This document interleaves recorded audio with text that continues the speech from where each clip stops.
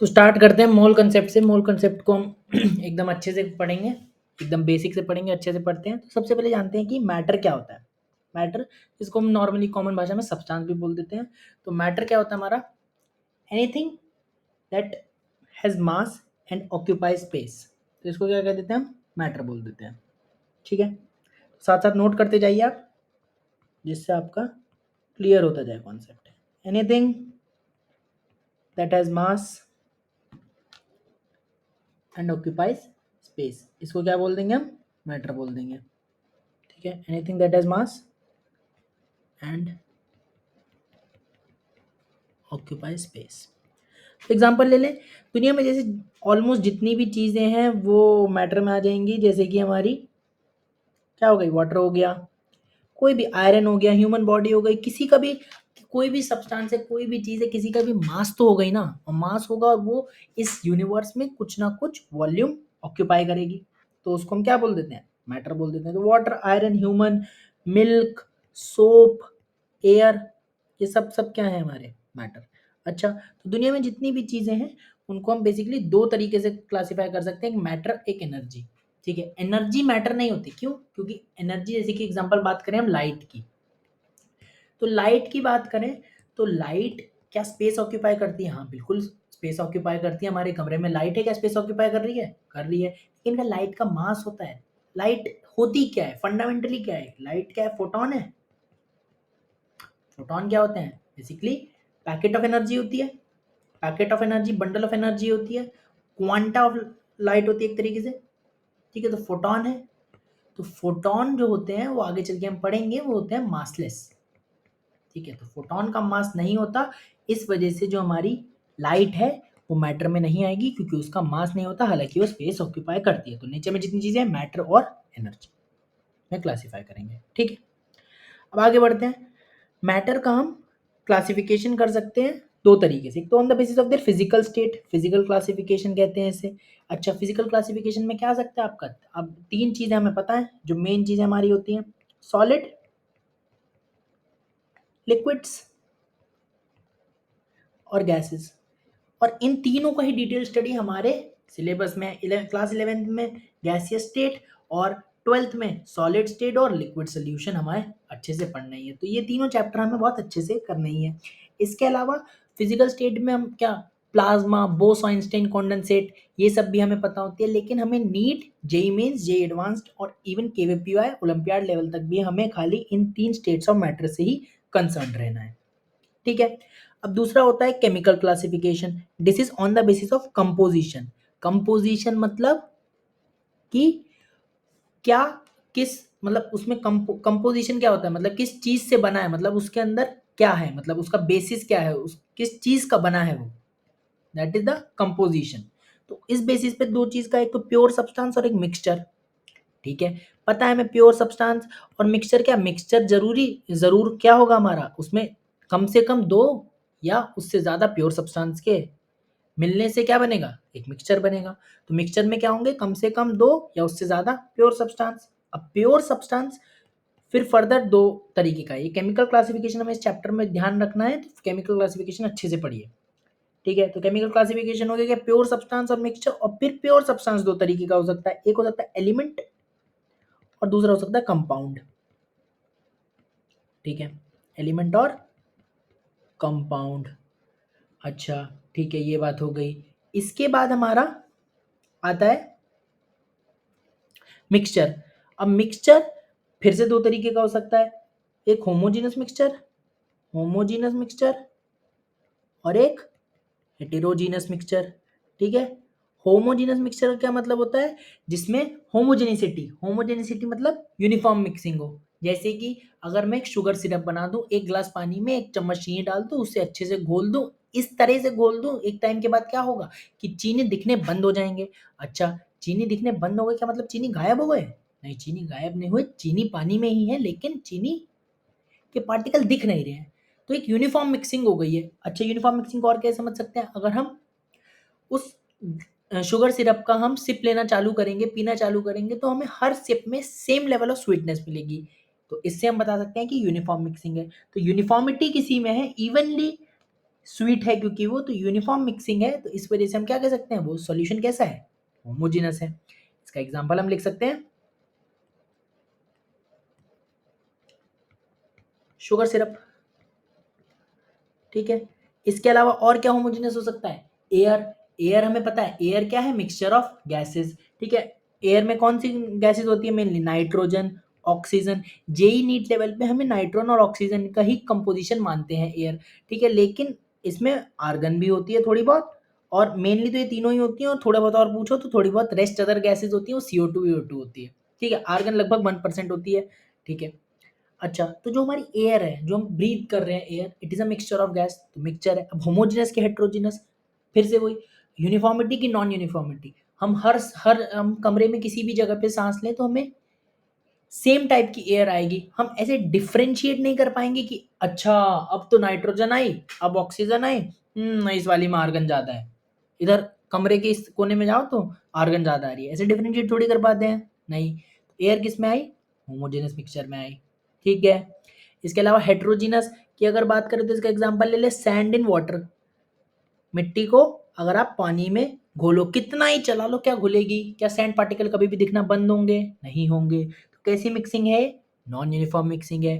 और non uniform mixing मतलब कैसा मिक्सचर, हेट्रोजीनस मिक्सचर। ठीक है, तो केमिकल क्लासिफिकेशन की बात करें तो दो तरीके से हो सकता है, एक प्योर सब्सटेंस, एक मिक्सचर। प्योर सब्सटेंस दो, फिर फर्दर एलिमेंट और कंपाउंड, और मिक्सचर होमोजेनस और हेट्रोजीनस में। ठीक है, प्योर सब्सटेंस से हमें इस चैप्टर में लेना देना है, जो कि एलिमेंट और कंपाउंड। आइए पढ़ते हैं एलिमेंट और कंपाउंड। ठीक है, तो what is an element, it is a type of pure substance, बात हो गई थी, which contains only one type of atom. मतलब एलिमेंट एक प्योर सब्सटेंस है जिसमें एक ही टाइप का एटम होगा, ऐसा नहीं कि एक कोई अलग अलग एटम हो सकते हैं। जैसे कि अगर मैं आपको एग्जांपल समझाऊं तो क्या, देखिए प्योर सब्सटेंस है जिसमें एक टाइप का एटम है, ऐसा नहीं कि एक एटम है, एक टाइप के कई सारे एटम है। तो हम एलिमेंट को क्या बोल सकते हैं, element that is, element is bulk या large collection of its own atoms. ठीक है, ये क्या कहते हैं, हम इसको कहते हैं एलिमेंट। मतलब एक टाइप के एटम का लार्ज कलेक्शन को हम क्या कहेंगे, एलिमेंट कहेंगे। एग्जाम्पल ले लें, एग्जाम्पल क्या होंगे, जैसे हाइड्रोजन, इसको पूरा लिखिएगा, खाली एच मत लिखिएगा, क्यों, क्योंकि खाली एच लिखोगे तो लगेगा एक एटम है। लेकिन हाइड्रोजन में क्या पता लग रहा है, क्योंकि एलिमेंट है तो इसमें H H H H H, एक हाइड्रोजन एटम, कई सारे हाइड्रोजन एटम मिलके एक हाइड्रोजन एलिमेंट बना रहे हैं, यानी कि large collection of hydrogen atoms मिलके एक हाइड्रोजन एलिमेंट बना रहे हैं। इस तरीके के सभी एलिमेंट इसी तरीके से होंगे। जैसे कोई भी ले लो, ऑक्सीजन हो जाएगा, ठीक है, कैल्शियम हो जाएगा, आपका आयरन हो जाएगा, और कोई भी एलिमेंट ले लो। कितने एलिमेंट्स हमने अब तक डिस्कवर करे हैं, तो there are 118 element discovered so far. ठीक है, अच्छा, और एलिमेंट्स की एक यूनिक बात होती है कि हर एलिमेंट का एक अपना एटॉमिक नंबर होता है। अच्छा, ये क्या होता है, इसको भी देखते हैं। तो देखो, elements are distinguished by their atomic number. हमने पढ़ा है कि पीरियोडिक टेबल में जो होती है, हर पोजीशन एक एलिमेंट को डिनोट करती है, और उस हर एलिमेंट का एक अपना यूनिक एटॉमिक नंबर होता है, जो कि 1 से लेके 118 एलिमेंट के लिए है अपना एक एक यूनिक एटॉमिक नंबर। ठीक है, तो हम कैसे रिप्रेजेंट करते हैं किसी एलिमेंट को, हम आगे भी देखेंगे। एक्स सपोज कोई एलिमेंट है, तो ए जेड, यहाँ पे जेड क्या डिनोट करता है, जेड डिनोट करता है एटॉमिक नंबर को, जो कि जनरली इक्वल होता है नंबर ऑफ प्रोटॉन्स के in an atom of an element. ठीक है, तो एटॉमिक नंबर को डिनोट करता है जेड। ठीक है, अच्छा, अब ले अगर हम कुछ एग्जांपल लें जिसमें हम एटॉमिक नंबर, एलिमेंट और उनके सिंबल डिस्कस कर लें। ठीक है, तो फॉर एग्जांपल मैं बोलता हूँ कि एटॉमिक नंबर है हमारा 1, तो एलिमेंट कौन सा होगा, हाइड्रोजन। ठीक है, इसका सिंबल क्या होगा, H। सपोज मैं बोलता हूँ कि हमारा एलिमेंट है 2, मतलब एटॉमिक नंबर है 2, तो एलिमेंट कौन सा हो गया, हीलियम, तो इसका सिंबल हो जाएगा He।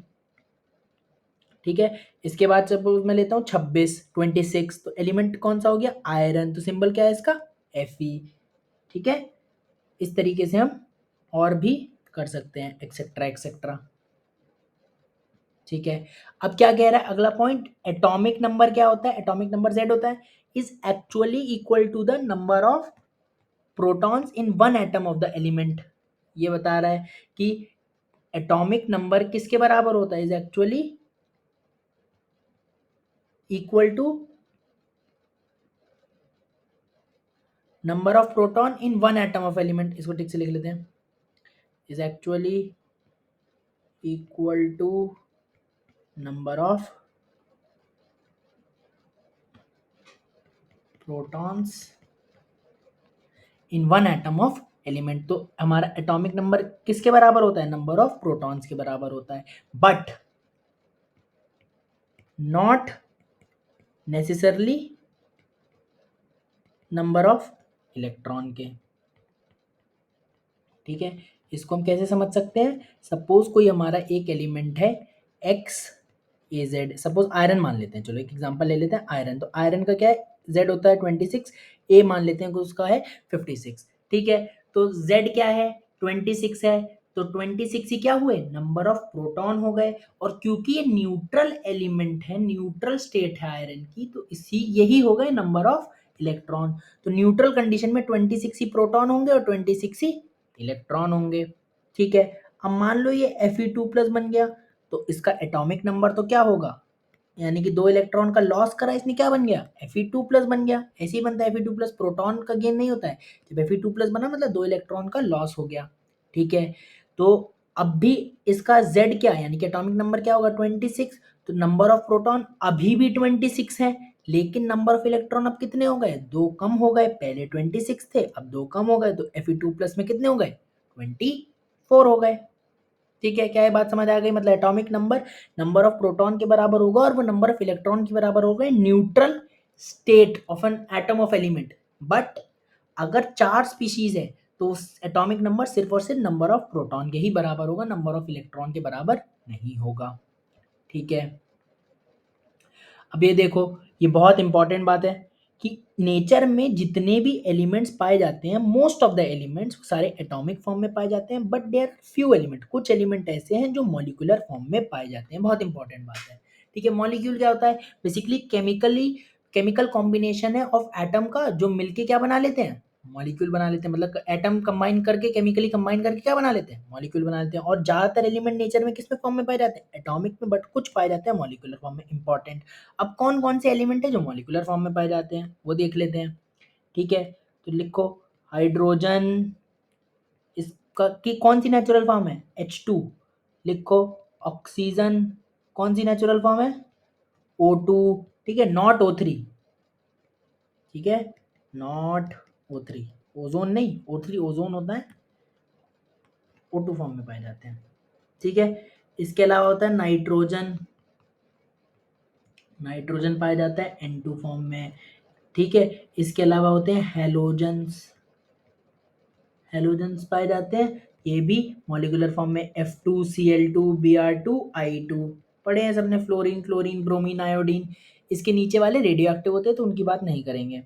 ठीक है, इसके अलावा फॉस्फोरस इंपॉर्टेंट, फॉस्फोरस किस में पाए जाते हैं, P4, एटॉमिसिटी 4 होती है इसकी। सल्फर जो होता है वो पाया जाता है S8 की फॉर्म में। तो ये जितने भी हमारे एलिमेंट हैं, ये hydrogen, oxygen, nitrogen, halogens, phosphorus और सल्फर, ये सभी मॉलिक्यूलर फॉर्म में पाए जाते हैं और ये उनकी नेचुरल फॉर्म है। इनके अलावा जितने भी एलिमेंट्स हैं वो सभी के सभी एटॉमिक फॉर्म में नेचर में एग्जिस्ट करेंगे। ठीक है, ये बात क्लियर हो गई, आगे बढ़ते हैं। ठीक है, अब हम समझते हैं कि कंपाउंड क्या है। देखो ध्यान से, कम एलिमेंट क्या था, एलिमेंट था large collection of its own atom, यही था। देखो एलिमेंट याद करो फिर से। ठीक है, प्योर सब्सटेंस था जिसमें एक ही टाइप का एटम प्रेजेंट था और it was a bulk large collection of its own atom. ठीक है, तो कंपाउंड क्या है, कंपाउंड भी क्या एक प्योर सब्सटेंस है, हाँ प्योर सब्सटेंस है, शुरू में हमने करा था प्योर सब्सटेंस एक एलिमेंट होता है, कंपाउंड होता है विच कंसिस्ट ऑफ 2 और मोर एलिमेंट्स। ठीक है, बिल्कुल ठीक बात है कि कंपाउंड में क्या होते हैं, 2 और मोर एलिमेंट होते हैं। जैसे कि तुम्हें पता है कंपाउंड क्या है, कंपाउंड है हमारा CO2, CO2 is a compound. ठीक है, तो CO2 कंपाउंड है, तो CO2 में क्या 2 से ज्यादा एलिमेंट है। ठीक है, ठीक है, लेकिन जो इंपॉर्टेंट बात है कि दो से ज़्यादा एलिमेंट तो होंगे, दो या उससे ज़्यादा, मिनिमम दो होंगे, उससे ज़्यादा भी हो सकते हैं, but in certain fixed composition. अच्छा, अब ये जो फिक्स्ड कंपोजिशन है आगे तुमको समझ आएगा कि मास के टर्म्स में भी हो सकती है, परसेंटेज के टर्म्स में भी हो सकती है, मोल्स के टर्म्स में भी हो सकती है, नंबर ऑफ पार्टिकल्स के टर्म्स में भी हो सकती है, रेशियो के टर्म्स में भी हो सकती है। धीरे धीरे समझ में आएगा कि इसका क्या मतलब है। जब तुम आगे चैप्टर पढ़ोगे तब आपको इस बातें समझ में आएंगी। एग्जाम्पल लेते हैं पर, ठीक है, एग्जाम्पल जैसे कि वाटर है, तो वाटर का फॉर्मूला क्या होता है, H2O। क्या इसमें H और O एक फिक्स प्रपोर्शन में है, मतलब अगर वाटर है तो उसमें हाइड्रोजन के दो एटम होंगे और ऑक्सीजन का एक एटम होगा। क्या एक फिक्स्ड रेशियो है, फिक्स्ड कंपोजिशन है। अब वो कंपोजिशन किसी भी टर्म्स में हो सकता है, mass, percent, mole, number of particle, etcetera etcetera. ठीक है, अब इसकी बात करें मीथेन की। मीथेन क्या होता है, मीथेन में क्या होता है, कार्बन और हाइड्रोजन होता है। इसमें अगर मैं बात करूं तो कार्बन कितना होता है, ये आपको आगे चल के समझ में आएगा जब आप मोल पढ़ोगे। ये होता है 75% बाय मास। ठीक है, मैं बता रहा हूँ अभी के लिए मान लो, आगे चल के खुद समझ आ जाएगा। 25% बाय मास क्या होगा, हाइड्रोजन होगा, और 75% बाय मास कार्बन होगा। अब हम कितने भी अमाउंट का मीथेन ले ले, सपोज अगर हम 10 ग्राम मीथेन ले ले तो उसमें 7.5 ग्राम कार्बन होगा और 2.5 ग्राम हाइड्रोजन होगा। 100 ग्राम ले लें तो 75 ग्राम, 75 ग्राम कार्बन होगा, 25 ग्राम हाइड्रोजन होगा। तो एनी अमाउंट ऑफ मीथेन में ये परसेंटेज बाय मास फिक्स्ड रहेगी। यही वो बात कह रहा है कि दो या उससे ज्यादा एलिमेंट हो इन सर्टेन फिक्स्ड कंपोजिशन। इसके बात करें ग्लूकोज, ग्लूकोज का फॉर्मूला होता है C6H12O6। ठीक है, तो इसमें क्या है, CHO है एक फिक्स्ड कंपोजिशन में। ठीक है, मतलब कार्बन के 6 एटम, हाइड्रोजन के 12 एटम और ऑक्सीजन के 6 एटम फिक्स्ड है, एक्सेट्रा। ठीक है, ये बात समझ आ गई। तो कंपाउंड क्या हुए, ये बात लिख लेते हैं। एलिमेंट थे बल्क या large collection of its own atom. तो कंपाउंड क्या होता है यहाँ पे, पहले लिख लेते हैं फिर समझेंगे अच्छे से। कंपाउंड इज बल्क और large collection of its molecules and all molecules of a particular compound and all molecules of a particular compound are identical। देखो ये बात क्या कह रहा है समझते हैं। ठीक है, ये कह रहा है कि कंपाउंड क्या है, बल्क कलेक्शन है, large collection of its own of its molecules. ठीक है, जैसे कि मान लो CO2 के एक मॉलिक्यूल है। ठीक है, ये CO2 का मान लो एक मॉलिक्यूल हो गया। ठीक है, CO2 का एक मॉलिक्यूल है। अब एक मॉलिक्यूल है, अब देखो एक और मॉलिक्यूल, तो दो मॉलिक्यूल CO2, एक और मॉलिक्यूल, तीन मॉलिक्यूल CO2, ऐसे करके चार मॉलिक्यूल, पांच मॉलिक्यूल CO2, छह मॉलिक्यूल। मान लो हमने लार्ज कलेक्शन कर लिया, सपोज 10⁻15 मॉलिक्यूल्स ऑफ CO2, तो इसको क्या बोलेंगे, ये बल्क में है, लार्ज कलेक्शन है किसके, CO2 मॉलिक्यूल का। तो ये क्या हो गया पूरा, ये हो गया CO2 कंपाउंड। ठीक है, और दूसरा क्या कह रहा है, all molecules of a particular compound are identical. ठीक बात है ना कि ये CO2 मॉलिक्यूल, ये CO2 मॉलिक्यूल दोनों सेम है ना, इसमें एक कार्बन दो ऑक्सीजन, एक कार्बन दो ऑक्सीजन, एक कार्बन दो ऑक्सीजन। तो जितने भी एक कंपाउंड के मॉलिक्यूल्स होंगे डिफरेंट, वो सारे एक जैसे होंगे ना, यानी कि एक CO2 का मॉलिक्यूल दूसरे CO2 के मॉलिक्यूल के आइडेंटिकल हो गए, सारे आइडेंटिकल CO2 के मॉलिक्यूल्स हैं। यही वो बात कहना चाह रहा है कि a compound is bulk collection और large collection of its molecules and all molecules of a particular compound are identical. यही बात वो कह रहा है। ठीक है, अब मान लो वो ऐसे कह रहा है कि ये जो है आपका वाटर H2O, सपोज वाटर है, या CO2 ही ले लेते हैं, चलो CO2 पढ़ रहे थे, CO2 ही ले लेते हैं। तो CO2 क्या हुआ, एक ऐसे दिया है तो मॉलिक्यूल है, कंपाउंड है। ठीक है, तो क्वेश्चन जब तुम करोगे, आप करोगे तो आपको ये दोनों ही मिलेगा लिखा हुआ कि एक कंपाउंड CO2, एक कंपाउंड ऑफ CO2, एक मॉलिक्यूल ऑफ CO2। तो उसमें ज़्यादा मतलब हमें भावुक नहीं होना है। बेसिक डिफरेंस हमें समझ आ गई कि compound is the large collection of molecules, और मॉलिक्यूल क्या है, एक सिंगल मॉलिक्यूल। लेकिन क्वेश्चंस में इंटरचेंजेबल कई बार यूज हो जाता है, तो उसमें हमें ज़्यादा परेशान होने की ज़रूरत नहीं है। ठीक है, ये बात हमें समझ आ गई, आगे बढ़ते हैं। ठीक है, अब क्या है, हम देखते हैं कि टाइप ऑफ, हमें पता लग गया टाइप ऑफ प्योर सब्सटेंस दो तरीके के होते हैं। प्योर सब्सटेंस जो है हमारे वो दो तरीके के होते हैं और एक होता है उनका टाइप ऑफ पार्टिकल। ठीक है, अभी इसको मैं एक एग्जांपल से आपको समझाता हूँ, चिंता मत करो। टाइप ऑफ पार्टिकल, ठीक है, तो प्योर सब्सटेंस दो तरीके के होगा, एक हमें पता लग गया, एक है एलिमेंट और एक है कंपाउंड। ठीक है, इसमें कोई दिक्कत नहीं है। ठीक है, अब मान लो एक डिश है, डिश क्या है, पुलाव। ठीक है, पुलाव सभी ने खाया है, पुलाव एक क्या है हमारी, पुलाव है डिश। ठीक है, और पुलाव किससे बनी है, चावल से बनी है। अब ज़्यादा मत करना कि इसमें सब्जी है, चिकन है या और सारी चीज़ें हैं, ना, पुलाव एक डिश है जो कि बेसिक फंडामेंटल किस पार्टिकल से बनी है, राइस से बनी है। ठीक है, तो पुलाव एक डिश हुई, ऐसे ही एलिमेंट एक डिश हुई, तो एलिमेंट किस पार्टिकल से बनी है, किसके बल्क कलेक्शन, जैसे pulao is the bulk collection of rice, तो element is the bulk collection of atoms. तो एलिमेंट का टाइप ऑफ पार्टिकल क्या हो गया, एटम्स हो गए, एटम हो गया। ठीक है, और कंपाउंड का टाइप ऑफ पार्टिकल क्या हो गया, मॉलिक्यूल हो गया, क्योंकि it is the bulk collection of molecule. जैसे कि यहाँ पे कम पुलाव क्या है, कंपाउंड है, तो pulao large collection of rice या बल्क कलेक्शन ऑफ राइस, ऐसे compound bulk collection large collection of its molecules. ठीक है, ऐसे ही हर राइस आइडेंटिकल है, तो ऐसे ही हर मॉलिक्यूल भी आइडेंटिकल है। ठीक है, ये बात हो गई। ठीक है, तो एलिमेंट का ये हो गया एटम, और इसका पार्टिकल हो गया ये मॉलिक्यूल। ठीक है, ये बात समझ आ गई। ठीक है, तो अब आता है हमारा यूनिट पार्टिकल ऑफ कंपाउंड। तो अभी हमने पढ़ा, ये बहुत इंपॉर्टेंट बात है, देखो स्टार लगा लो अच्छे से, बहुत काफ़ी ज़रूरी बात है कि यूनिट पार्टिकल ऑफ कंपाउंड क्या होगा। तो अभी पढ़ा हमने कि पार्टिकल कंपाउंड का यूनिट पार्टिकल क्या है, compound large collection of molecule, तो कंपाउंड का यूनिट पार्टिकल क्या हो गया, मॉलिक्यूल हो गया। और यूनिट पार्टिकल ऑफ एलिमेंट क्या होगा, बताओ बताओ बताओ, element is large collection of atoms, तो एटम तो होगा, लेकिन कभी कभी मॉलिक्यूल भी हो सकता है। अच्छा, अब ये क्या, मॉलिक्यूल कैसे हुआ, हमने तो पढ़ा था element are large collection of atom, और एलिमेंट में एक टाइप के एटम होते हैं, तो मॉलिक्यूल वाली बात कहाँ से आई यहाँ पे, तो हमने अभी ऊपर पढ़ा था ना कि कुछ ऐसे एलिमेंट्स होते हैं जो मॉलिक्यूलर फॉर्म में एग्जिस्ट करते हैं, तो ऐसे एलिमेंट जो मॉलिक्यूलर फॉर्म में नेचर में एग्जिस्ट करते हैं, इनका यूनिट पार्टिकल जो होगा वो होगा मॉलिक्यूल, इन सब वालों एलिमेंट्स का। और बाकी जितने भी मेजॉरिटी ऑफ एलिमेंट है, मोस्ट एलिमेंट है, उनका यूनिट पार्टिकल होगा एटम। ठीक है, क्या बात समझ आ गई, आ गई, तो ये बात ध्यान रखना। ठीक है, कुछ एग्जांपल ले लेते हैं, एग्जांपल लें, एग्जांपल लेते हैं, यूनिट पार्टिकल ऑफ कैल्शियम, बताओ क्या होगा। ठीक है, ध्यान से करते हैं, देखो कैल्शियम क्या है, एलिमेंट है कि कंपाउंड है, एलिमेंट है। ठीक है, एलिमेंट है, क्या ये उस लिस्ट में था जो कि नेचर में मॉलिक्यूलर फॉर्म में पाए जाते हैं, नहीं, तो एलिमेंट है, और तो इसका यूनिट पार्टिकल क्या हो जाएगा, एटम हो जाएगा, तो यूनिट पार्टिकल ऑफ कैल्शियम क्या हो जाएगा, कैल्शियम एटम हो गया। एक और एग्जांपल लेते हैं, हमें से पूछा है यूनिट पार्टिकल ऑफ नाइट्रोजन।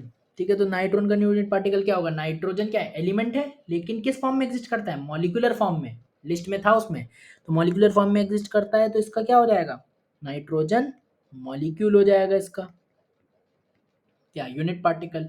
एक और एग्जांपल लेते हैं, यूनिट पार्टिकल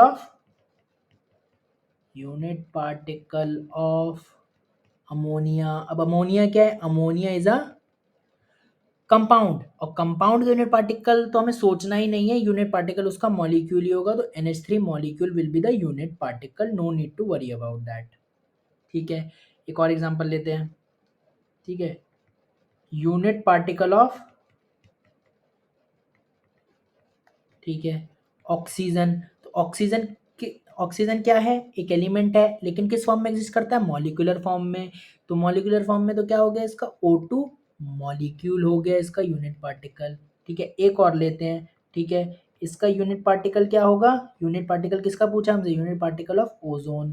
ठीक है, अब ओजोन देख के लगता है O3, तो O3 क्या लगता है, same type of atom, same type of atom तो एलिमेंट हो गया, एलिमेंट हो गया, तो एटॉमिक फॉर्म की मॉलिक्यूलर फॉर्म, अब फंस गए, यहाँ पे ध्यान रखना है, मैं ये इंपॉर्टेंट है, स्टार लगा लो कि जो ओजोन है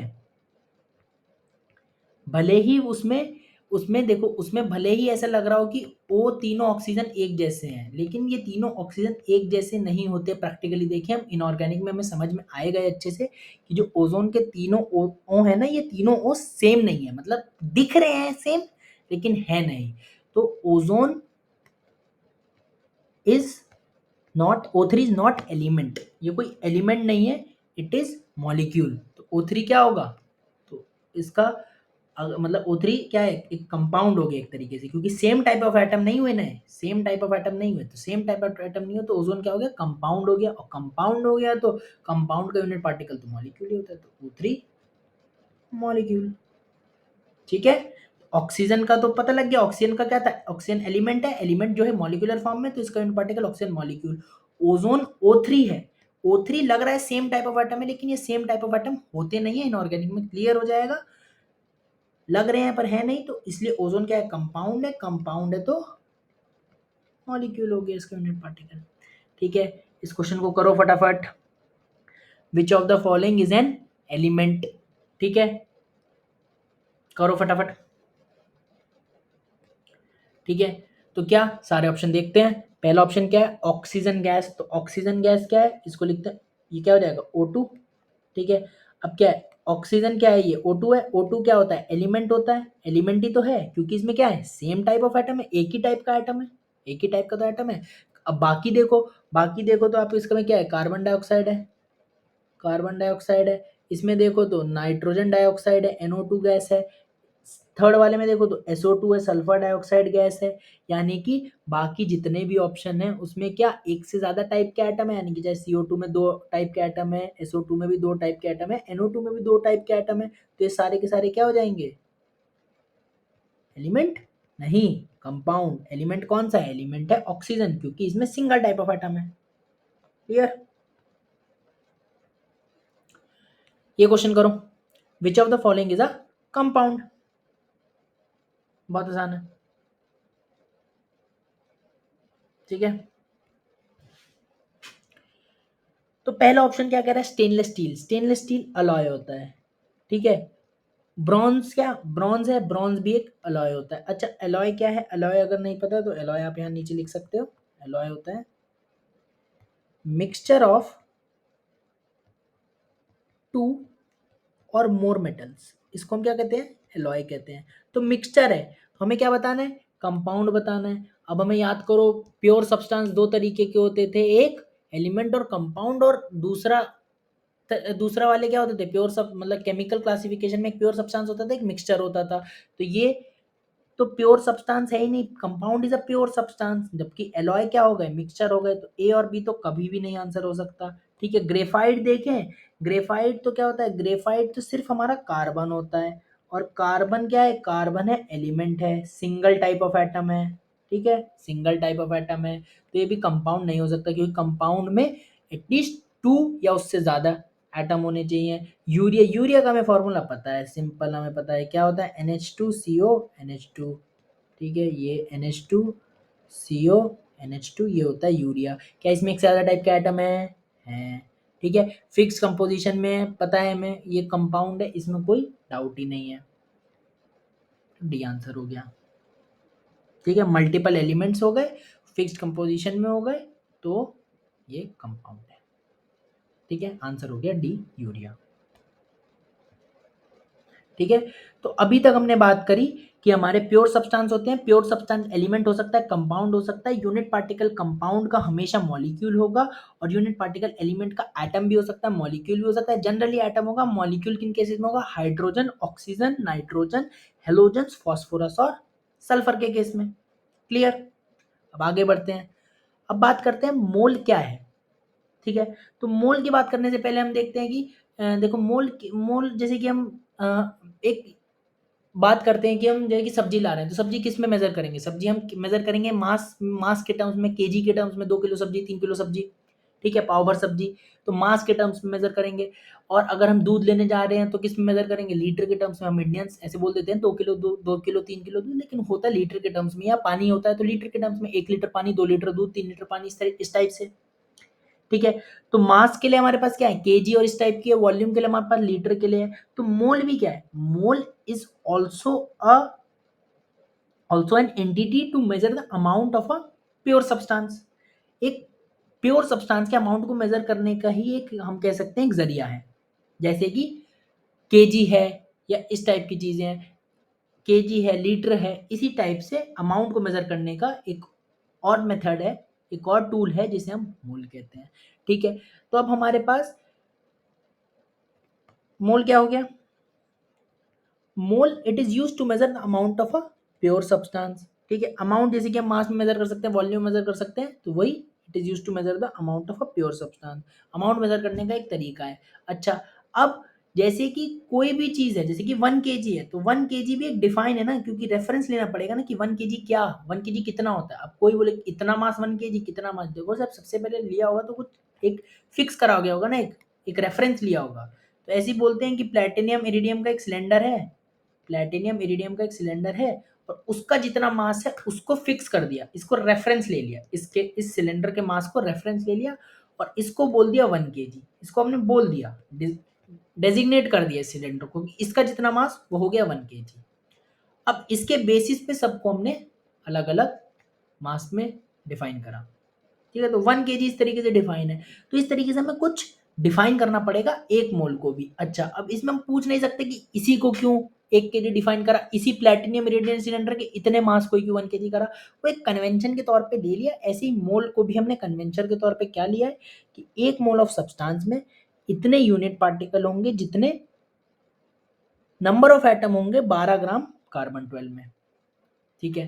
तो 1 मोल ऑफ सब्सटेंस में इतने यूनिट पार्टिकल होंगे जितने नंबर ऑफ एटम होंगे 12 ग्राम ऑफ कार्बन 12 में। ठीक है।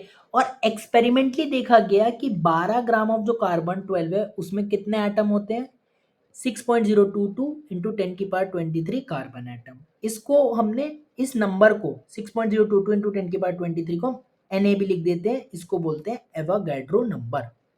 ठीक है। तो 6.022 इंटू 10⁻23 को हम क्या लिख देते हैं, एवोगैड्रो, और एवोगैड्रो एटम्स हम कह सकते हैं कि 12 ग्राम कार्बन 12 में, यानी कि number of atom in 12 gram of carbon 12 में कितने होंगे, एवोगैड्रो एटम या 6.022 इंटू 10⁻23 एटम्स।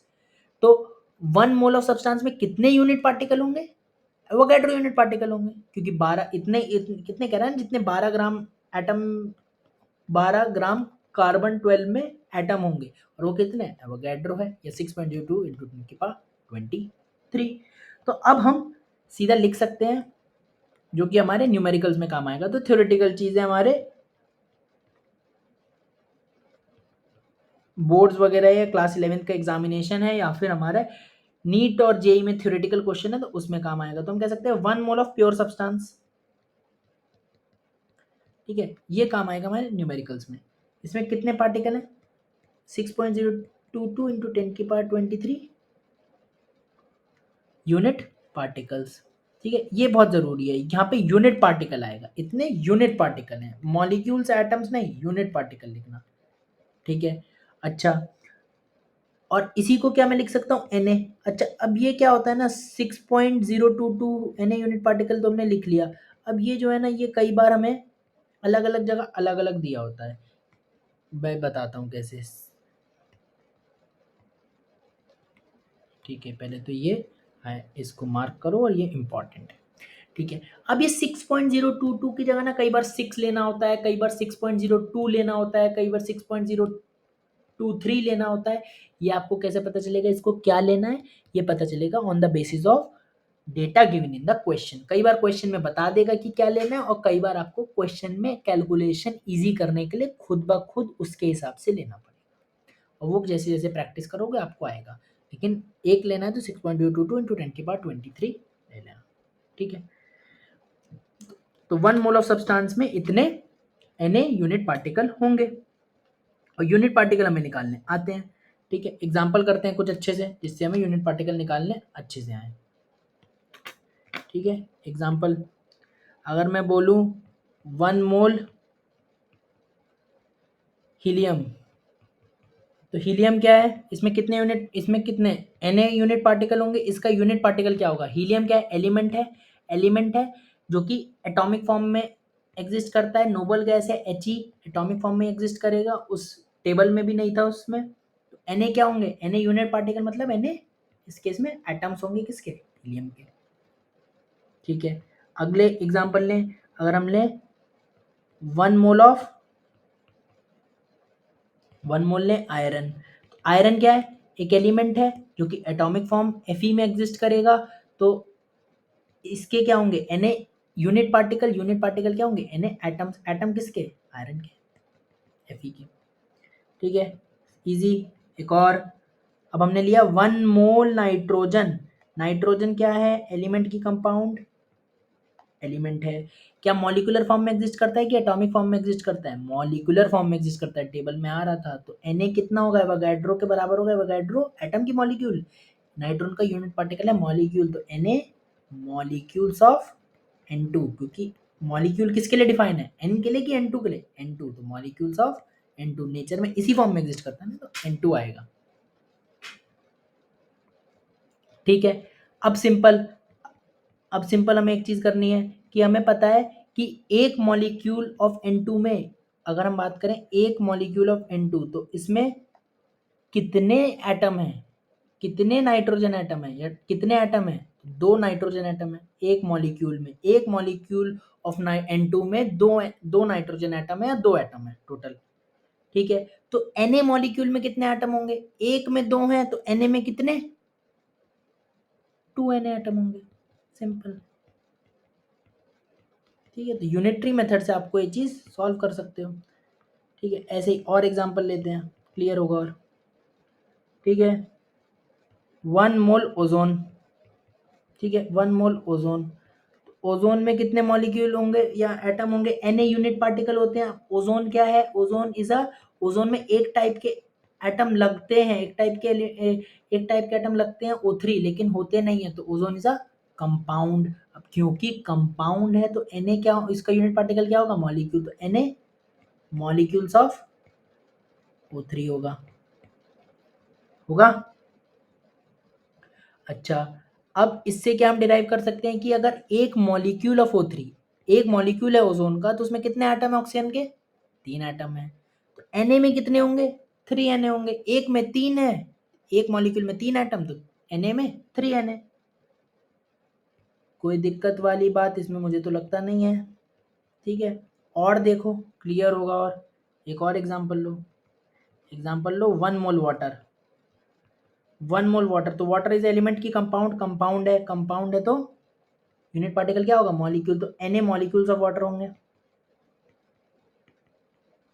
ठीक है, Na मॉलिक्यूल्स ऑफ वाटर होंगे। अब एक वाटर मॉलिक्यूल में दो हाइड्रोजन एटम और एक ऑक्सीजन एटम है, एक वाटर मॉलिक्यूल में दो हाइड्रोजन एटम और एक ऑक्सीजन एटम है, यानी कि टोटल एक वाटर मॉलिक्यूल में 3 एटम है। तो Na मॉलिक्यूल में कितने एटम होंगे, टोटल की बात करें तो एक में 3 है, तो Na में 3 Na एटम्स रहेंगे, टोटल एटम्स। ठीक है, अब एक मॉलिक्यूल ऑफ वाटर में कितने हाइड्रोजन एटम्स हैं, एटम की बात हो रही है, हाइड्रोजन एटम है दो, एक मॉलिक्यूल ऑफ वाटर में दो हाइड्रोजन एटम है, तो Na में कितने हो जाएंगे, 2 Na एटम्स ऑफ H। अब एक वाटर मॉलिक्यूल में कितने ऑक्सीजन एटम है, एक, तो Na में कितने हो जाएंगे, Na एटम्स ऑफ O। ठीक है, एक और एग्जांपल लो, 1 मोल यूरिया। ठीक है, यूरिया का फॉर्मूला चलो लिख देते हैं, NH, चलो रहने दो। अगर 1 मोल यूरिया, तो बताओ कितने, सबसे पहले तो बताओ 1 mole urea, urea is a element की कंपाउंड, है, तो कितने, एवोगाड्रो यूनिट पार्टिकल क्या होगा इसका, कंपाउंड है, तो मॉलिक्यूल्स ऑफ यूरिया। ठीक है, अब लिख देते हैं चलो NH2CO, यूरिया का फॉर्मूला होता है। ठीक है, इतने मॉलिक्यूल हो गए। तो अब इतने मॉलिक्यूल हो गए, तो अगर मैं बात करूं कितने टोटल एटम हो गए, तो एक मॉलिक्यूल में कितने, इसके एटम गिनो। ठीक है, NH2CO NH2 के तो कितने आएंगे, एक मॉलिक्यूल में 8 एटम है, तो Na मॉलिक्यूल में 8 Na total atom, 8 Na total atoms. ठीक है, अब एक मॉलिक्यूल में यूरिया में दो नाइट्रोजन एटम है, तो Na में कितने होंगे, 2 Na।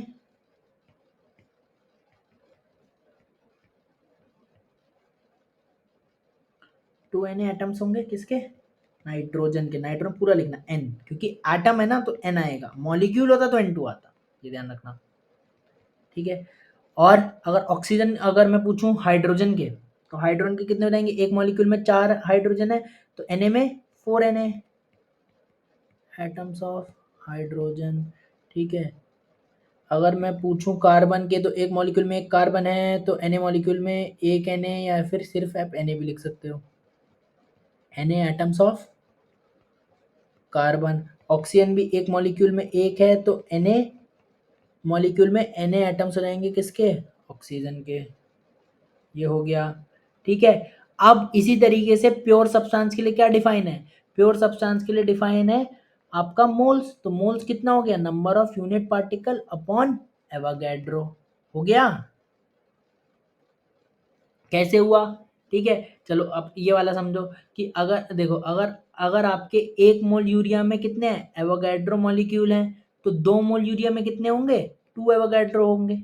सिंपल, 1 मोल यूरिया में एवोगैड्रो मॉलिक्यूल है तो 2 मोल में कितने होंगे, 2 मोल यूरिया में 2 एवोगैड्रो। तो क्या करा, मल्टीप्लाई कर दिया। तो देखो आपके जितने मोल थे, 2 मोल यूरिया थे 2, तो एवोगैड्रो से मल्टीप्लाई कर दिया तो क्या आ गया, नंबर ऑफ यूनिट पार्टिकल आ गया। और इसी को रीअरेंज करके ये लिखा है।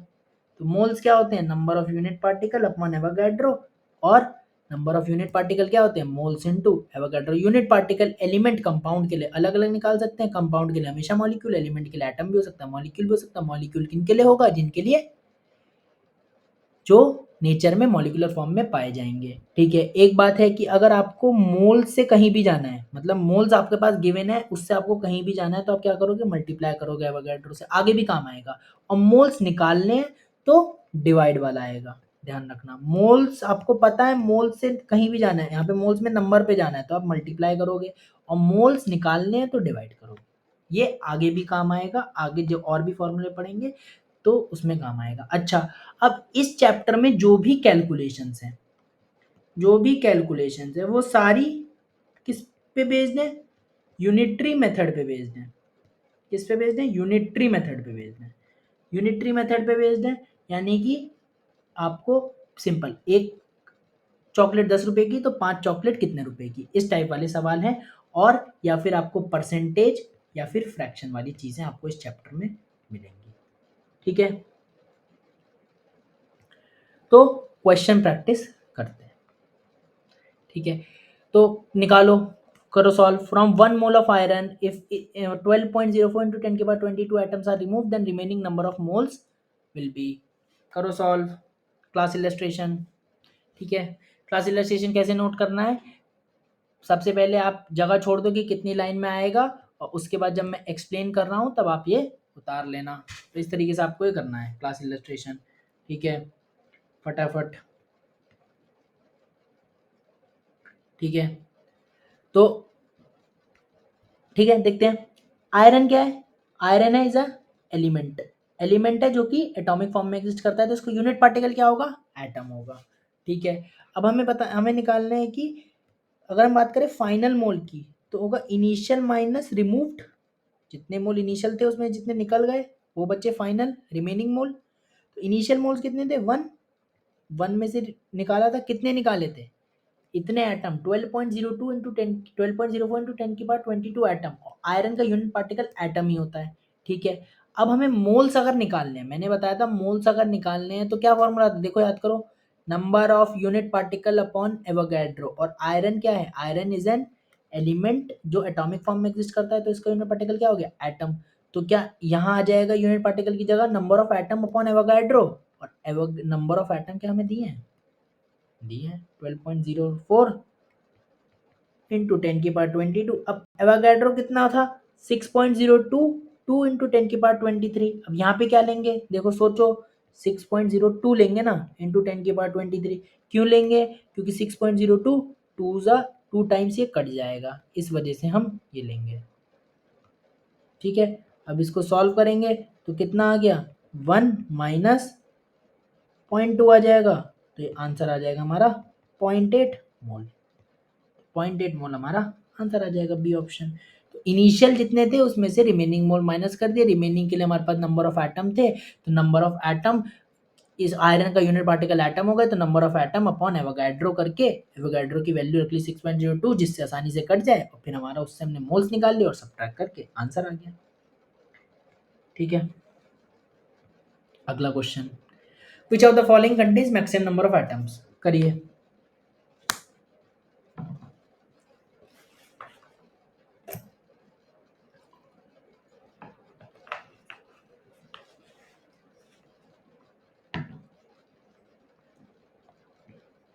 ठीक है, तो 1 मोल ऑक्सी ओ गैस दी है, ओ सिंगल दिया मतलब क्या है, ओ एटम है। ठीक है, तो 1 मोल ओ में क्या होंगे, 1 मोल हमें एटम बताने हैं ना, यानी कि यूनिट पार्टिकल जब पे जाना है, तो 1 मोल में क्या होते हैं, एवोगाड्रो यूनिट पार्टिकल होते हैं।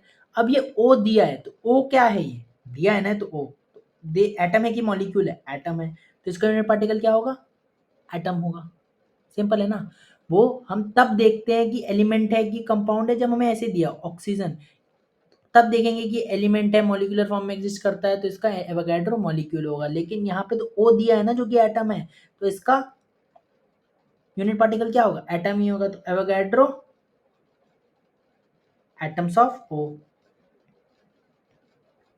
ठीक है, अब 1 मोल O2 तो क्या हो जाएगा, अब O2 दिया है, O2 क्या है, मॉलिक्यूल, तो क्या हो जाएगा, एवोगाड्रो मॉलिक्यूल्स ऑफ, मॉलिक्यूल्स किसका होगा, O का कि O2 का, O2 का होगा। अब हमें क्या निकालना है, मैक्सिमम नंबर ऑफ एटम। ठीक है, अब हमें पता है एक मॉलिक्यूल ऑफ O2 में 2 एटम है, तो Na में कितने होंगे, 2Na एटम्स ऑफ O। इसकी बात करें, अब 1 मोल ऑफ O3 है। ठीक है, तो ये क्या है, वही कंपाउंड ही है, तो Na क्या होंगे इसमें, Na मॉलिक्यूल्स होंगे किसके, वही जैसे अभी हम कर रहे थे। 1 मोल में क्या एवोगाड्रो मॉलिक्यूल्स रहेंगे किसके, O3 के, और एक मॉलिक्यूल ऑफ O3 में 3 एटम, तो Na मॉलिक्यूल में 3 Na atoms. Simple, 3 Na atoms of, atom की बात है तो O3 आएगा, O2 आएगा, O आएगा, O आएगा, एटम की बात करिए तो ऊपर सबसे पहले ऑप्शन में Na एटम्स है, वो है, अगले में 2Na है, तीसरे में 3Na एटम्स है, तो जाहिर सी बात है हमारा आंसर क्या आ जाएगा, थर्ड आ जाएगा। सिंपल। ठीक है, आगे बढ़ते हैं। The total number of atom कह रहा है 5 ग्राम 5 moles of glucose, 5 moles of glucose में कितने टोटल नंबर ऑफ एटम। तो हमें पता है कि नंबर ऑफ यूनिट पार्टिकल का क्या फॉर्मूला है, number of unit particle is equal two moles into Avogadro. ये एक सिंपल फॉर्मूला है, मोल से कहीं भी जाना है तो मल्टीप्लाई करते हैं। ठीक है, और ग्लूकोज क्या है, ग्लूकोज इज अ, ग्लूकोज का फॉर्मूला पहले तो जान लो क्या होता है। ठीक है, ग्लूकोज का फॉर्मूला होता है C6H12O6। ग्लूकोज क्या है, एक more than one type of atom है, तो इट इज अ कंपाउंड। इसका यूनिट पार्टिकल क्या होगा, मॉलिक्यूल होगा। ठीक है, तो मॉलिक्यूल होगा, तो मॉलिक्यूल होगा तो कितने हो जाएंगे इसमें। ठीक है, 5 इंटू Na, तो क्या 5 Na मॉलिक्यूल हो गए। अगर मैं बात करूं इस ग्लूकोज का यूनिट पार्टिकल क्या हो गया, मॉलिक्यूल हो गया, तो मॉलिक्यूल्स कितने आ गए मेरे, नंबर ऑफ मॉलिक्यूल्स आ गए 5Na। ठीक है, तो ग्लूकोज के 5Na मॉलिक्यूल हैं। अच्छा, 5Na मॉलिक्यूल है, इतने मॉलिक्यूल हैं। ठीक है, अच्छा एक मॉलिक्यूल में कितने एटम है, सिंपल है ना। हमें बताना है कि टोटल नंबर ऑफ एटम कितने हैं। हमें अब पता क्या है, हमें पता है एक मॉलिक्यूल में है 24 एटम, C6H12O6, तो 24 एटम्स हैं। ठीक है, तो 5 मॉलिक्यूल में कितने एटम होंगे, 5 मॉलिक्यूल में कितने एटम होंगे, 24 इंटू 5Na, क्या आ गया 120Na। ठीक है, एक मॉलिक्यूल में 24 एटम, तो 5 में कितने, 24 इंटू 5Na। ठीक है, सॉरी 5Na में कितने, हमारे पास टोटल मॉलिक्यूल कितने थे, 5Na थे ना, यहाँ से आए थे 5Na, तो 5Na मॉलिक्यूल में कितने हो जाएंगे, 5Na इंटू 24। सिंपल, 120Na हो जाएगा, ऑप्शन नंबर थर्ड हो जाएगा। सिंपल। अगले क्वेश्चन में हमसे कह रहा है कि टोटल नंबर ऑफ न्यूट्रॉन बताने इन 5 मोल ऑफ Fe। ठीक है, तो ये थोड़ा समझने वाला क्वेश्चन है कि ये किसी भी एलिमेंट को हम कैसे रिप्रेजेंट करते हैं, एक्स ए जेड, जिस यहाँ पे जेड क्या होता है, एटॉमिक नंबर होता है जो कि नंबर ऑफ प्रोटॉन के बराबर होता है। ए क्या होता है? मास नंबर होता है, not atomic mass, mass number, ठीक है, जो कि number of proton plus number of neutron के बराबर होता है। और number of proton plus number of neutron को ही हम न्यूक्लियॉन कहते हैं। तो न्यूक्लियॉन पूछे तो सिंपली आपसे क्या पूछा है? ए पूछा है, ठीक है। इन वन एटम प्रोटॉन का नंबर कितना होता है? Z होता है, मैंने ऊपर भी बताया था। न्यूट्रॉन का नंबर कितना हो जाएगा? जब A है प्रोटॉन प्लस न्यूट्रॉन और Z है प्रोटॉन, नंबर ऑफ प्रोटॉन, तो A माइनस Z क्या हो जाएगा? P से P कैंसिल आउट हो जाएगा, नंबर ऑफ न्यूट्रॉन हो जाएगा AZ। अच्छा, इलेक्ट्रॉन निकालना है तो कैसे होगा? इलेक्ट्रॉन निकालना है तो क्या होगा? अगर हमें इलेक्ट्रॉन निकालने हैं, इलेक्ट्रॉन निकालने के लिए आप सीधा एक फॉर्मूला लगा सकते हो, नंबर ऑफ प्रोटॉन्स यानी कि Z माइनस चार्ज, सीधा ये फॉर्मूला आप लगा सकते हो। अच्छा, फॉर्मूला लगाने की भी ज़रूरत नहीं है, सिंपली भी हो जाता है। अभी हमने ऊपर करा था कि कैसे हुआ था, एग्जांपल ले लेते हैं। बस चार्ज को क्या लेना? विद साइन लेना, ठीक है।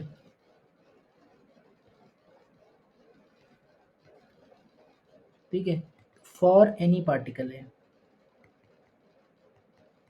ठीक है। अभी बताया था मैंने ऊपर कि हमारा Fe था, Fe सपोज हमारा 26, ये 56 वाला, और Fe से हमारा क्या Fe 2+ में चला गया, तो 2 इलेक्ट्रॉन को क्या कर देता है? लॉस कर देता है। ऐसे ही होता है, 2 इलेक्ट्रॉन का लॉस हो जाता है। तो Z तो अभी भी 26 है, तो नंबर ऑफ प्रोटॉन अभी भी 26 है, लेकिन नंबर ऑफ इलेक्ट्रॉन कितने हो गए? नंबर ऑफ इलेक्ट्रॉन कितने हो गए? 2 कम हो गए, यानी कि कितने कम हो गए? अगर आप इसमें डाल के देख लो तो 24 हो गए ना इलेक्ट्रॉन, अब 2 कम हो गए, 26 थे पहले। न्यूट्रल में जितने प्रोटॉन उतने इलेक्ट्रॉन, क्योंकि ओवरऑल न्यूट्रल है तो positive equal to negative charge, तो 26 ही प्रोटॉन 26 इलेक्ट्रॉन, लेकिन अब 2 रिमूव हो गए तो इसमें कितने बचे? 24 इलेक्ट्रॉन बचे। देखो यही तो हुआ, Z कितना है? 26 डाला, माइनस चार्ज कितना था? +2, जो इस पे चार्ज था, +2, तो 26 माइनस 2 कितना हो गया? 24 हो गया, सिंपल। तो आप ये फॉर्मूले से भी लिख सकते हो, कॉमन सेंस से भी कर सकते हो, ये हो जाएगा, ठीक है। अच्छा, अब 5 मोल ऑफ Fe में पूछ रहा है आपको नंबर ऑफ न्यूट्रॉन, तो वैसे तो इसमें बताना चाहिए कि इसने कौन सा वाला लिया है, इसने A क्या है, Z क्या है, लेकिन अगर नहीं है तो हम मोस्ट कॉमन लेंगे। मोस्ट कॉमन क्या होता है? मोस्ट अबंडेंट जो होता है वही मोस्ट कॉमन होता है, यानी कि Fe 56 26, Z तो फिक्स ही है, लेकिन A कौन सा? 56। अच्छा, तो अब नंबर ऑफ न्यूट्रॉन क्या हो जाएंगे इसमें? नंबर ऑफ न्यूट्रॉन क्या हो जाएंगे? देखो, अगर मैं बात करूं एक Fe एटम की, ये एक Fe एटम है, तो इसमें नंबर ऑफ न्यूट्रॉन कितने हो गए? 56, A माइनस जेड माइनस, तो 56 माइनस 26 न्यूट्रॉन, तो कितने हो गए? 30 न्यूट्रॉन हो गए एक Fe एटम में, एक आयरन एटम में 30 न्यूट्रॉन, ठीक है। अब है कि 5 मोल Fe में 5 मोल Fe है, तो इसमें कितने एटम होंगे? 5 एन एटम होंगे। मोल से नंबर पे जाना है तो क्या करोगे? एवोगैड्रो से मल्टीप्लाई करोगे, 5 एवोगैड्रो। ये क्या है? यूनिट पार्टिकल होगा। इस आयरन क्या है? एलिमेंट है, एलिमेंट जो कि एटॉमिक फॉर्म में है, तो 5 एवोगैड्रो एटम्स हो जाएगा, ठीक है। एक एटम में है 30 न्यूट्रॉन, तो 5 एन एटम में कितने हो जाएंगे? एक एटम में 30 न्यूट्रॉन, तो 5 एन एटम में, तो 5 एन एटम में हो जाएंगे 30 into 5 neutron, 30 into 5 N A. एक में है 30, तो 5 एन में कितना? 5 एन इंटू 30, तो 150 एन। ऑप्शन नंबर थर्ड, तो इतने न्यूट्रॉन हो गए, आंसर आ गया,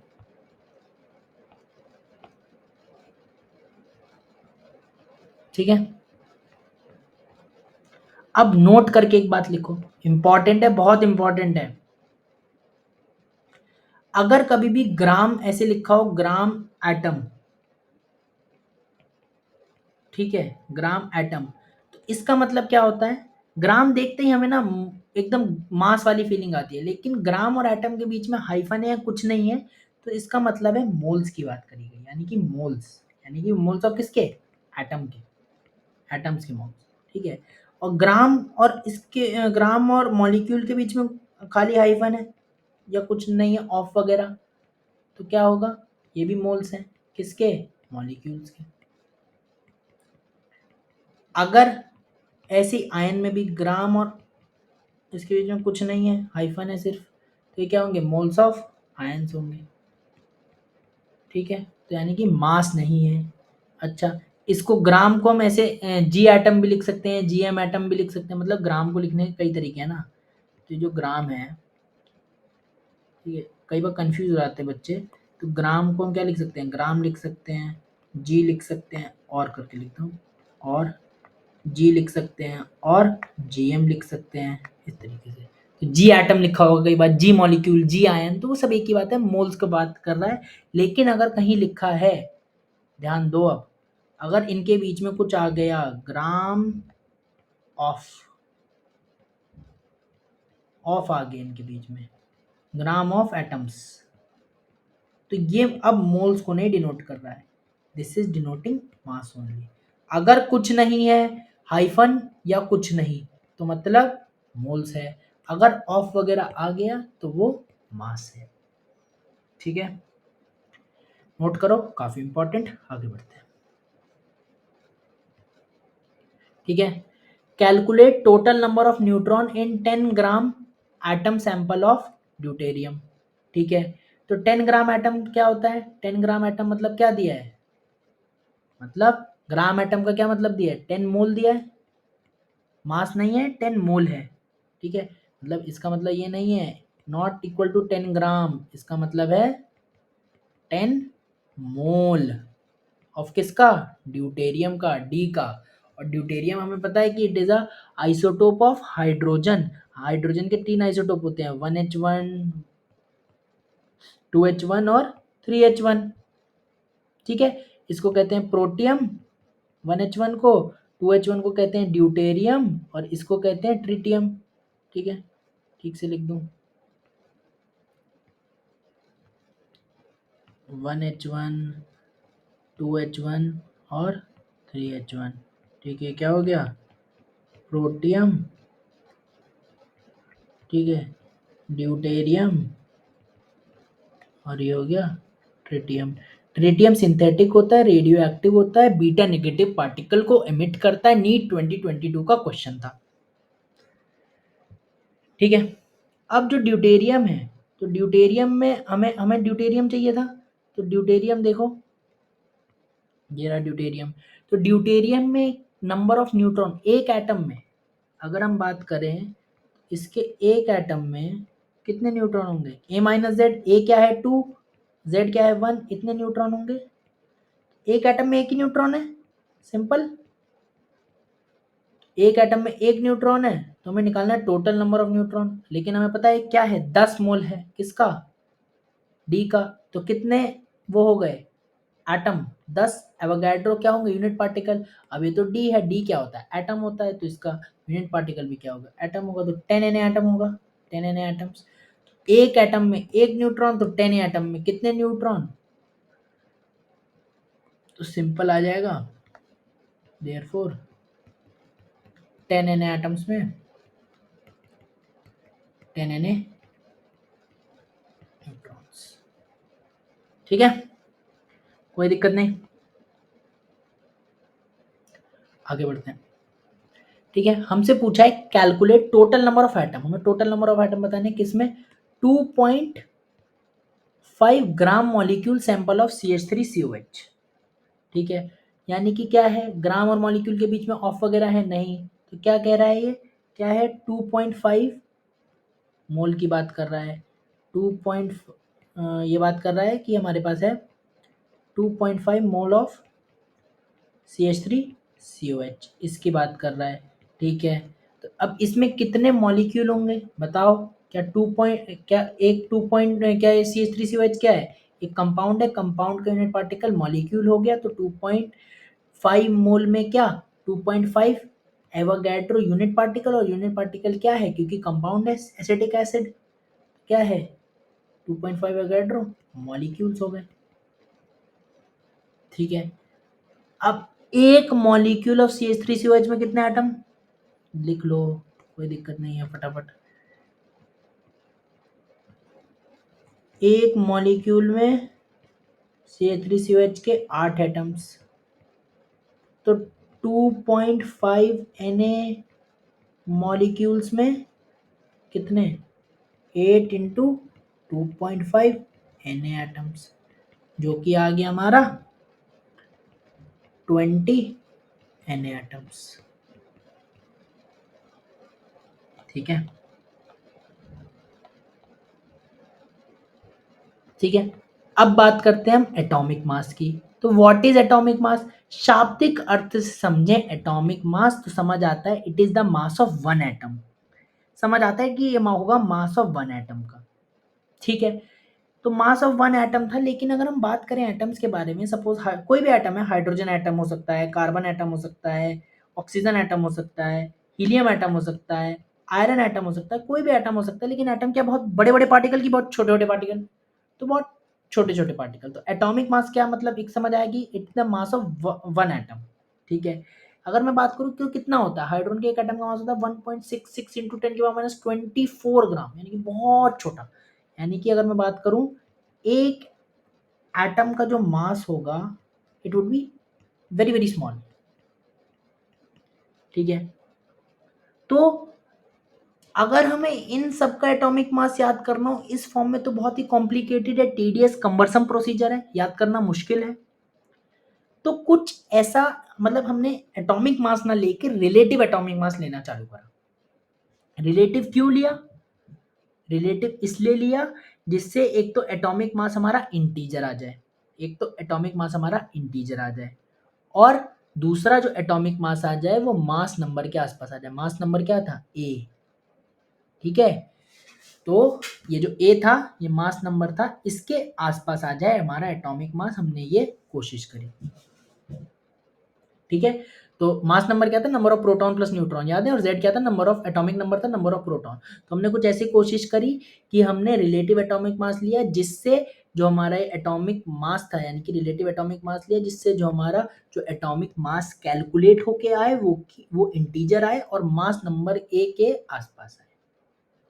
कोशिश करें कि ए के सिमिलर हो या कोशिश हो कि एकदम बराबर हो।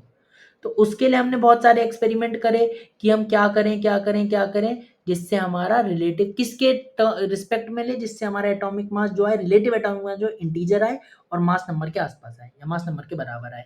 तो अगर पहली बात तो अगर हम एटॉमिक मास बोल रहे हैं तो बाय डिफॉल्ट कंसिडर्ड है कि it is the relative atomic mass only. और फिर हमने एक्सपेरिमेंट करके पता लगा लिया कि atomic mass is the mass of one atom of element. होना तो ये चाहिए था खाली, लेकिन रिलेटिव लिया। क्यों लिया? बात समझ आ गई, जिससे इंटीजर आए और मास नंबर के सिमिलर आए। तो क्या किसके टर्म्स में लिया? 1/12 of the mass of one atom of carbon 12, इसके टर्म्स में लिया। ठीक है, अब मास ऑफ वन एटम, ऊपर मास है नीचे मास है, तो एटॉमिक मास क्या हो गई? एक यूनिटलेस क्वांटिटी हो गई। ठीक है, ठीक है। अब एक लाइन लिखते हैं। ठीक है, every element has certain fixed value of its atomic mass, fixed value of its atomic mass, and for most elements it is similar to mass number।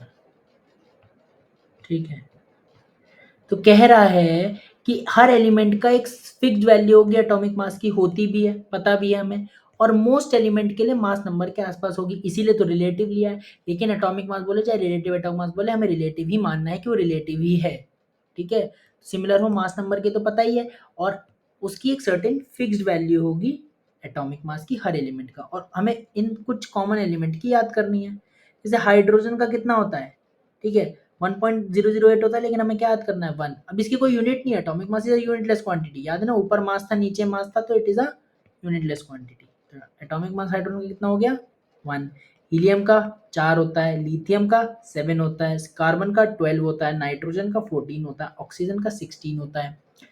Fluorine का 19, सोडियम का 23, मैग्नीशियम का 24, एल्युमिनियम का 27, phosphorus का 31, sulphur का 32, chlorine का 35.5। अच्छा, ये देखें अगर क्लोरीन का 35.5, तो ये एक ऐसा कंडीशन है। क्लोरीन देखो, कॉपर भी आगे देखेंगे कि ये इनमें जो है हमारा एटॉमिक मास जो आ रहा है वो कि फ्रैक्शनल आ रहा है, डेसिमल में आ रहा है। और यही डिफरेंस है between atomic mass and mass number, कि मास नंबर जो होता है वो कभी भी डेसिमल में, फ्रैक्शनल में नहीं हो सकता है, क्योंकि it is the barely the sum of number of proton and number of neutron. So mass number can never be fractional, but atomic mass can be fractional. ये फ्रैक्शनल क्यों हुआ, इसको हम कमिंग लेक्चर्स में डिस्कस करेंगे। ठीक है, इसके बाद क्या, पोटेशियम का 39, कैल्शियम का 40, मैंगनीज का 55, आयरन का 56, कॉपर का 63.5, जिंक का 65, ब्रोमीन का 80, सिल्वर का 108, आयोडीन का 127 एंड बेरियम का 137। और भी हो सकते हैं। पहली बात तो कि NEET, JEE Main, even JEE Advance में भी एटॉमिक मास वो गिवन दे देता है क्वेश्चन में। तो एक तो बहुत ज़्यादा याद करने की ज़रूरत नहीं है, लेकिन आप जैसे जैसे प्रैक्टिस करते जाओगे, स्पीड आपकी बढ़ेगी, तभी जब आपको ये याद होते जाएंगे, और प्रैक्टिस के साथ you will get to learn all these atomic masses. ठीक है, और नहीं हो तो आप सिंपल एटॉमिक मास देखना और फिर कर लेना। आप जब प्रैक्टिस करते जाओगे आपको धीरे धीरे अपने आप याद होंगे, मेरी गारंटी है। बस प्रैक्टिस करना ज़रूर। ठीक है, अब एटॉमिक मास हो गया। अब जैसे हमने देखा कि एटॉमिक मास किसके लिए डिफाइन था, atomic mass was defined for elements. ठीक है, तो ऐसे ही मॉलिक्यूल्स के लिए क्या डिफाइन होगा, या कंपाउंड्स। कंपाउंड क्या था, compound bulk collection of molecules था, तो कंपाउंड या मॉलिक्यूल के लिए क्या डिफाइंड होगा, एटॉमिक की जगह मॉलिक्यूलर मास। बिल्कुल ठीक बोला, मॉलिक्यूलर मास। अच्छा, अब एटॉमिक मास और एटॉमिक मास तुमने रिलेटिव निकाला था, तो क्या मॉलिक्यूलर मास भी कैसा होगा, रिलेटिव ही होगा, रिलेटिव मॉलिक्यूलर मास ही होगा। और चाहे हम सिंपल मॉलिक्यूलर मास भी बोले वो भी रिलेटिव ही है। तो मॉलिक्यूलर मास देखते हैं कैसा होगा, देखो वैसा ही है एकदम same, same to same ditto. Mass of one molecule होना चाहिए था, लेकिन क्या हुआ, असल में इसे क्या करा, रिलेटिव निकाला किसके, 1/12 मास of one atom of carbon 12 के, बिल्कुल एटॉमिक मास की तरह सेम एकदम। और मॉलिक्यूलर मास को हमने क्या लिख लिया, क्या हम नॉर्मली कैसे कैलकुलेट करते हैं, sum of atomic masses of all atoms present in one molecule. एक मॉलिक्यूल में जितने भी एटम हैं उन सब के एटॉमिक मास का सम ले लेते हैं। एटॉमिक मास क्या क्या है मैंने आपको ऊपर बता ही दिया। तो जितने भी एक मॉलिक्यूल में एटम है उन सब का एटॉमिक मास का सम ले लेते हैं, उसको बोल देते हैं हम मॉलिक्यूलर मास। और बाय डेफिनेशन ये है, जैसे कि एटॉमिक मास का था रिलेटिव टर्म्स में। ठीक है, तो मॉलिक्यूलर मास भी सिमिलरली क्या हो जाएगी, एक यूनिटलेस क्वांटिटी, ऊपर भी मास नीचे भी मास, तो यूनिटलेस हो गई। ठीक है, एग्जाम्पल की बात करें तो हाइड्रोजन, इसका मॉलिक्यूलर मास कितना हो जाएगा, ठीक है, कितने पहले तो हैं, दो एटम है हाइड्रोजन के, और एक एटम, एक hydrogen atom, single H atom का मास कितना होता है, एटॉमिक मास 1 होता है। तो कितना हो गया इसका, हाइड्रोजन का मॉलिक्यूलर मास, H2 का मॉलिक्यूलर मास 2 हो गया। ठीक है, अब एक और पॉइंट लिखो, every molecule has certain fixed value of its molecular mass. जैसे हर एटम का एक फिक्स्ड वैल्यू थी ऑफ इट्स एटॉमिक मास, जो कि मास नंबर के आसपास थी in most, for the most of the elements, except हमने फ्लोरीन का देखा था, कॉपर का देखा था, जिनका फ्रैक्शनल था, डेसिमल में था। तो ऐसे ही हर मॉलिक्यूल का एक सर्टेन फिक्स वैल्यू होती है उसके मॉलिक्यूलर मास की। कुछ का निकाल लेते हैं, कैसे निकालेंगे, एग्जांपल देखो, O3। तो O3 क्या, कितने एटम है, 3 एटम है। हर ऑक्सीजन एटम का कितना होता है, 16 होता है एटॉमिक मास। तो ये कितना हो गया, 48 हो गया। ठीक है, ऐसे ही देखो, कार्बन मोनोऑक्साइड CO है, तो ईच कार्बन का कितना होता है, 12 होता है एटॉमिक मास, और ईच ऑक्सीजन का 16, तो कितना हो गया 28 हो गया। CO2 की बात करें, ईच कार्बन का 12 हो गया एटॉमिक मास, 2 ऑक्सीजन है, ईच ऑक्सीजन का होता है 16, तो ये हो गया 44। ऐसे ही वाटर का देखें तो ईच हाइड्रोजन का है 1 और टोटल है 2 हाइड्रोजन, तो 2 इंटू 1 हो गया, प्लस ईच ऑक्सीजन का हो गया 16 एटॉमिक मास, तो टोटल हो गया 18। ठीक है, ऐसे ही कुछ और कर लेते हैं। ठीक है, अब देखें अमोनिया, तो ईच नाइट्रोजन का कितना होता है 17, सॉरी ईच नाइट्रोजन का होता है 14, प्लस 3 हाइड्रोजन है, ईच हाइड्रोजन का होता है 1, तो टोटल हो गया 17। H2SO4 दो हैं क्या हाइड्रोजन, ईच हाइड्रोजन का एटॉमिक मास है 1, सल्फर का एटॉमिक मास है 32, और कितने 4 ऑक्सीजन है, ईच ऑक्सीजन का कितना है 16, तो टोटल कितना हो गया 98। ठीक है, CaCO3 देख लो, कैल्शियम कार्बोनेट, ईच कैल्शियम का है 40, एक कार्बन का हो गया 12, 3 ऑक्सीजन है, ईच ऑक्सीजन का होता है 16 एटॉमिक मास, तो टोटल हो गया 100। ऐसे करके हम और भी निकाल सकते हैं। धीरे धीरे हम जो कॉमन है जैसे वाटर है, अमोनिया है, H2SO4 है, ये सब चीज़ें CO2 है, ये सब चीज़ें हमें इनके एटॉमिक इनके मॉलिक्यूलर मासेस हमें ध्यान हो जाएंगे और हर मॉलिक्यूल का मॉलिक्यूलर मास फिक्स होगा। ठीक है, तो आज के लिए इतना ही करते हैं, इसके बाद हम यहाँ से कंटिन्यू करेंगे नेक्स्ट लेक्चर में। ठीक है, तो आज हमने काफ़ी करा है, इसके बाद हम अगले लेक्चर से एटॉमिक मास यूनिट से कंटिन्यू करेंगे। ठीक है।